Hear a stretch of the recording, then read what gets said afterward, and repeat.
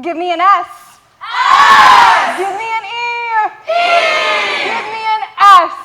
S. What does that spell? Sex. Sex, a process that our society has stigmatized, particularly for women. Okay, take a moment and check in with your body. What happened when we said the word sex? What about when I say orgasm, sexual desire, menstruation? Do you become uncomfortable? If so, that's completely natural. And also, that's why we're here. The discomfort we feel around female sexuality is a signpost of the lack of education and misconceptions surrounding it. In our society, men's path to sexual desire and pleasure has been prioritized, while women's has been stigmatized and neglected. It's about time for us to prioritize our own sexuality, and to do this, we need to understand and embrace our unique biological and neurological mechanisms. You've already taken the first step. You've started listening to your body. Now, we need to talk about it. A brief preface before we get going. I will be using the terms men and women during this talk. I'm using these as general umbrella categories. I myself was assigned female at birth and am now non-binary. I do not identify as a woman, but am placing myself under that category because of my anatomy. Additionally, I recognize that not all women have female anatomy and that socialization plays an equally important role in shaping sexuality. If you feel constrained by the terms men and women, I share your opinion. One day, I hope to live in a world where easily inclusive vocabulary is readily available. But for today, this is what we've got. I grew up learning about sex, as many of us did. In sex ed in school, I was taught nothing but use condoms, otherwise you'll get pregnant and get an STD. Nothing was mentioned about pleasure or communication or, God forbid, the clitoris. At the time, I simply accepted this as what it was. However, in high school and now into college, I've been exploring my sexuality and discovering all the gaps in my sexual education. I started asking those around me about their perspectives on sex and sexuality and researching the biology of female pleasure. Recently, one of my friends told me a story that reflected and amplified what I've experienced. I want to share that with you tonight.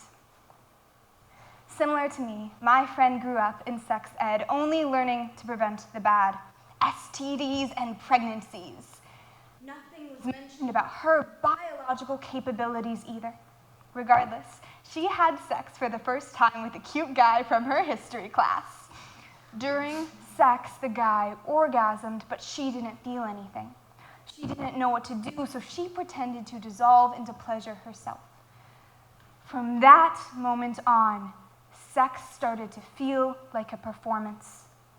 She didn't know what it was like to orgasm during sex, so she dismissed the possibility of her pleasure entirely.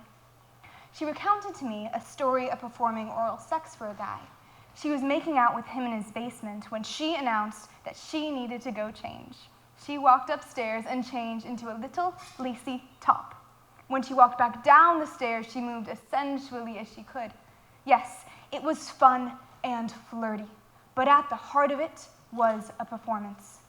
She performed oral sex, and after the guy orgasmed, she asked him if he could do the same thing to her. He responded, "Oh, I don't like you in that way," and then walked out. The trend continued. She was just a mouth, just a vehicle for the pleasure of men to be desired, not to have desires herself.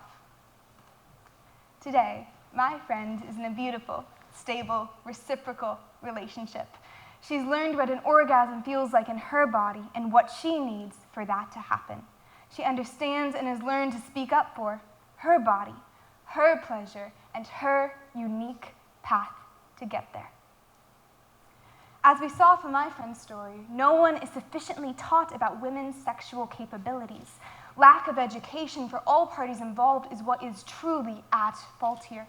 Without proper education, women's path to sexual desire and pleasure is stigmatized and neglected. There is the idea that vaginal penetration is the only thing needed for unearthly amounts of pleasure. However, for women, penetration is not in fact the most effective route to orgasm. Clitoral stimulation is, and this often doesn't occur during penetration.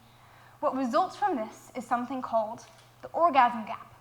The orgasm gap is exactly what it sounds like, a consistent disparity between men and women's reported orgasm rates. Specifically, David Frederick at Chapman University conducted a study where he surveyed 50,000 individuals on their recent sexual encounters. It was documented that men reach an orgasm 95% of the time. For women, this number was 65%. Given this, it would be easy to assume that, oh, women must just have a lower capacity for sexual pleasure. However, the same study by David Frederick, as we can see here, also shows that women in same-sex relationships reach an orgasm 86% of the time. This is most likely due to the prioritization of clitoral stimulation in female same-sex couples. Bridging the orgasm gap does not mean making orgasms the entire point of sex. Orgasms are simply signposts of pleasure, and the importance is often the journey, not the destination. In other words, the importance is not the orgasm itself, but taking autonomy in the path that brings you the most pleasure. At the same time, if we look at how men and women process desire in the brain, we'll find striking differences. W.S. Chung and their team in Seoul, Korea, conducted a study where they had 20 participants watch erotic videos as their brain activation was measured. It was documented that men reach an orgasm. Sorry, that was the wrong thing I just said. Let me go back. That videos with an emphasis on mood and relationship development. That was also the wrong thing I said. Let me go back. Let's do this again. Okay. Videos that had an emphasis on physical activity. We got it. Okay. Yes. Sexual activity and direct exposure to genitalia resulted in high levels of brain activation for men. Contrastingly, videos with an emphasis on mood and relationship development resulted in higher levels of brain activation for women. In other words, men experience more sexual desire because of visual stimuli, while women experience more sexual desire because of concrete, auditory, olfactory, tactile, and emotionally relevant stimuli. From an evolutionary standpoint, this makes sense. Men want to create healthy offspring, so they look for partners visually. Women want partners who will be present during the child-raising process, so they depend more on contextual stimuli. Of these two processes, our society blatantly serves visual attraction. So many of us curate our appearance for the eyes of others. Yes, it is a beautiful thing to feel attractive in your own skin, but our obsession with the visual can have dangerous consequences. When we alter our appearance so it pleases another in a sexual situation, it can make sex into a performance. If we think back to my friend's story and how she changed into lingerie to perform oral sex, the point of changing was not to feel inherently sexy, but instead to be seen as sexy. She was catering to the guy's pathway of visual attraction. While it was great that this pathway was being valued, wouldn't authenticity be more sexy? When women make sex into a performance, it erases the reality of their sexuality. Women experience sexual desire, like I said, because of what they hear, smell, touch, and feel. This doesn't particularly align with our hookup culture or with the idea that sex should defy tense emotional situations. Something to keep in mind is that looking at neurobiology within a gendered context shows us general trends, not set in stone conclusions. Every individual is unique. So, all we can do now is listen. Listen to what turns you on and what doesn't. Instead of telling yourself you're wrong for what you feel, take autonomy in it. If you're not feeling turned on, you don't have to be. But if you are and you're wondering why, maybe take a look at the stimuli surrounding you. They have deeper effects than you might suspect. Our brains and our bodies are deeply interconnected, so what arouses and influences us isn't just psychological, it's also physiological. We've all likely heard of the menstrual cycle, but it's stigmatized to the point where it's taboo to really talk about. So let's talk about it. The menstrual cycle is a 28-day naturally occurring cycle that consists of 2 phases. The follicular phase happens approximately during days 1 to 14 and ends in ovulation. The luteal phase happens approximately during days 14 to 28 and can end in menstruation.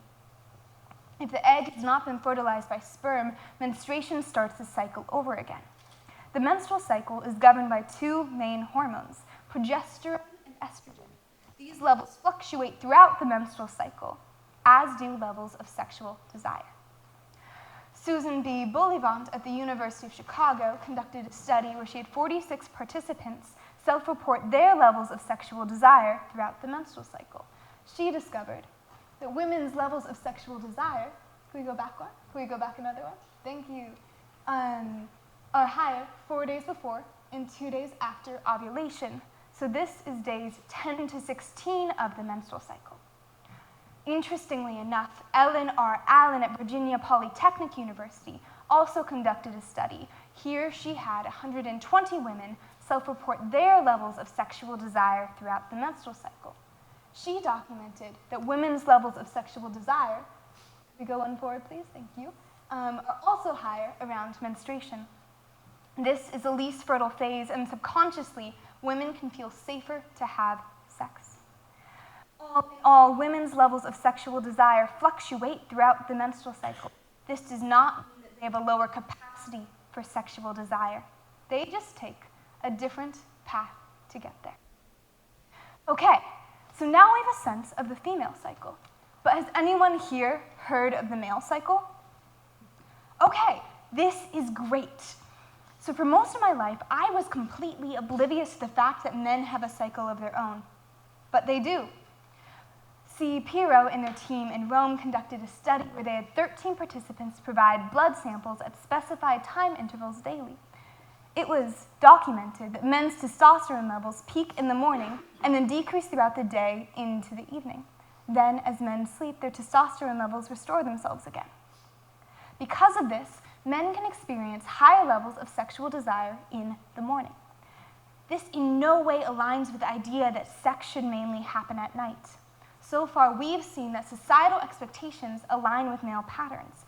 However, the male cycle is erased completely. Of course, it can't be prioritized when it isn't even talked about. And the idea that men experience natural fluctuations offends our ideas of stereotypical masculinity.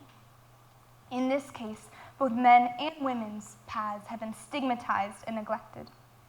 Neither path is as straight as we thought it was. But by embracing our natural cycles, by embracing our paths with fluctuations and all, we can show up authentically and set a precedent for others to do the same. Okay, I want you to check back into your body. Focus on all that you are feeling right now. Know that your brain, your body, and your sexuality are all completely natural and deserve to be embraced just as they are. After all, it's time for us to take autonomy in our unique pathways and let our feelings of sexual desire and pleasure simply come